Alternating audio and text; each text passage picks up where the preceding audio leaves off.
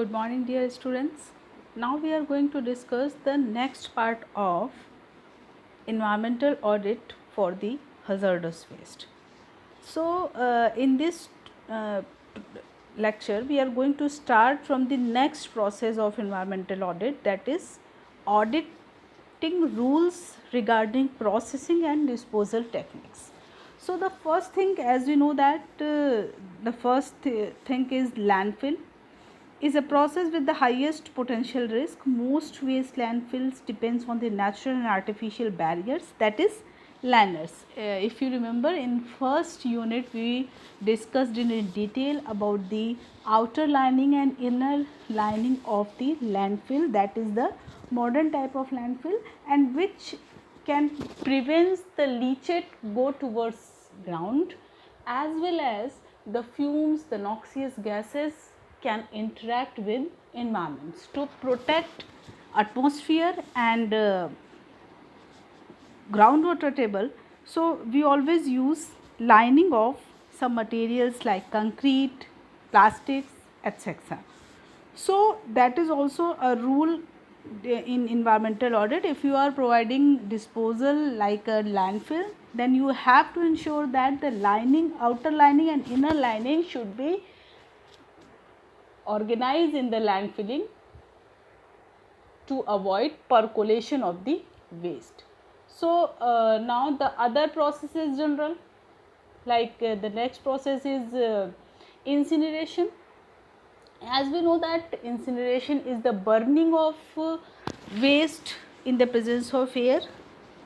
So, the major concern for incineration and its emission of hazardous material as a result of incomplete combustion. Combustion efficiency is controlled by the incinerator temperature and residues time of the combustion chamber. Most countries impose certain standards for these parameters of waste such as PCB, which are especially difficult to incinerate. So, in this we can discuss that when we are going to burn the hazardous waste, there are some category of waste like PCB, which or as I told you that when we are going to burn some noxious toxic things, then there is emission of urine and other gases. So, this is the concern of matter in environmental audit. When you are going to incinerate the waste or hazardous waste, then you should be careful. There the filter should be provided where the noxious gases are going to free into the atmosphere. So, we can avoid the atmosphere, we can avoid to make our environment healthy or unhealthy. So, the third thing is that land treatment. In this process, waste are plugged into the ground in a method which encourage biological activity. That is the same thing of composting. As we know that there we can compose the waste, but as you know that for the composting the waste preparation is needed because the only organic content can be composed.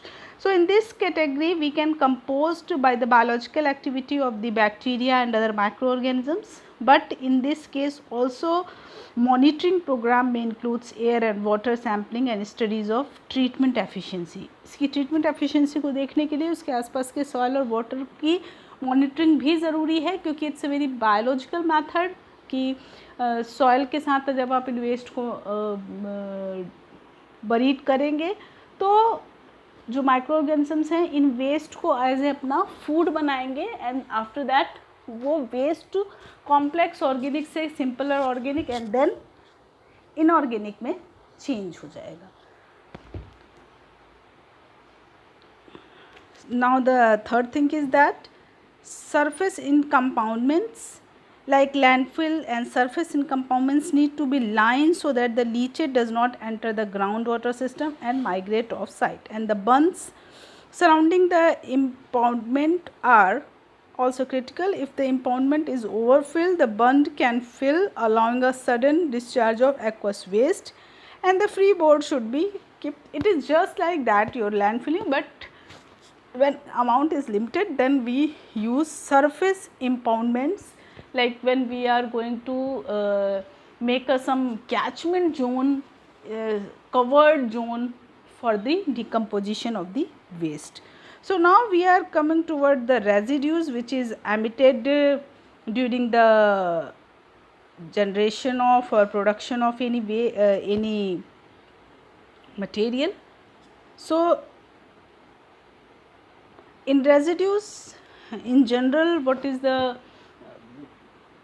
procedure of maintain the residues to harm the environment? The first thing, many TSDR facilities create residues which must be sent off site for disposal. Disposal के बाद भी like जो incinerator है उसमें भी कुछ residual parts बचते हैं, जो लैंडफिलिंग है उसमें भी कुछ रेजिडुअल पार्ट्स बचते हैं, which residual parts could be converted into energy or could be again it is a type of waste, like when we are going to incinerate the waste is converted into ash, particulate matter, heat, so which can be utilized, but after that some unburned material could be stored as a residue, like the quantity of plastics, iron, metals could be a part of residual.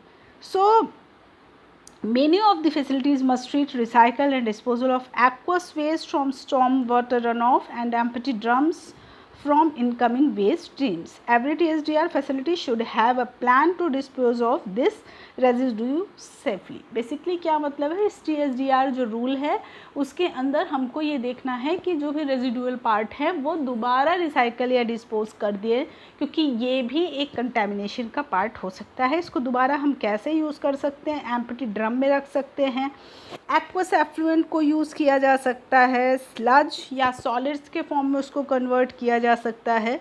These are the types or ways by which we can control residue. In simple way में थोड़ा एक एक line इसको समझ लेते हैं. Empty drums or containers are common for many types of facilities. To minimize liability, the drums should be completed empty and the name of the generator removed before being sent for recycle or disposal. हम empty drum में उसको waste को रख सकते हैं. Aqueous effluent में क्या है? Aqueous effluent often includes high concentration of metal, organics and other toxic materials. The typical effluent includes process waste generated by the treatment of recovery process or in its ancillary facilities. Aqueous effluent में क्या है, कुछ aqueous effluent में जैसे incineration में as we discussed before that during incineration we always follow two processes, that is pyrolysis and gasification. So like that we can recover the material from the residues. Now we are coming towards environmental setting. So environmental setting means we are maintaining environmental standards to maintain the sustainability of the environment. Like when we always check the water's BOD level, COD level, DO level, its TDS level and soil's health like its pH level, its calcium content, its micronutrient content. So we can understand, so what is the impact of hazardous waste towards vicinity of that area. So that is the environmental setting where we maintain the standards of the waste which is going to disposed of. So now what is the general rule of environmental setting? The type of environmental and public resources surrounding as a TSDR facility affects the level and type of control required to ensure protection of public health and environment, and the assessment of this environmental setting should include an evaluation of hazardous material pathways like groundwater, surface water to the population at risk for off site release. As I told you that कि जैसे कि हम आसपास के रहने वाले water और soil को अगर हमेशा चेक करते रहें, उनके एक स्टैंडर्ड्स बना लें कि अगर सॉइल में पीएच का लेवल एसिडिक हो रहा है या बेस हो रहा है, या पानी में बायोलॉजिकल ऑक्सीजन डिमांड का लेवल बहुत ज़्यादा बढ़ रहा है, डिजोल्व ऑक्सीजन का लेवल कम हो रहा है, टोटल डिजोल्व सॉलिड्स बढ़ रहे हैं. So we can understand that there is contamination still retain after the disposal of the waste. So in this area we can check the geology and groundwater, how it could be checked. The primary concern to release the groundwater is the eventual use of the water for drinking, industrial purpose or irrigation. The importance of this pathway depends upon the following items. The speed with which contamination can spread through the underlying soils. A high permeability soil will allow a quicker spread of pollution than a clay soil. अगर हम वहाँ पे permeability of soil यानी अगर वहाँ पे हम sand को मिक्स कर दें आसपास की सॉइल में, तो परकोलेट होने की जो एफिशिएंसी है, परकोलेशन एफिशिएंसी है, वो मिनिमाइज हो जाएगी in comparison to clay soil, क्योंकि जो क्ले सॉइल्स होंगे उनमें जो पोर्स होंगे वो फ्री होंगे जिनसे कि वो परकोलेट होके ग्राउंड वाटर या सॉइल को कंटेमिनेट कर सकती है. लेकिन अगर वो सैंड का quantity is going to increase in this soil, then its percolation efficiency would be decreased. Therefore, we can control for the leaching or percolation of that waste into the water as well as into the soil. The type of groundwater resource at risk and the depth which they occur. Deeper water supplies are protected from contamination because of the longer migration time.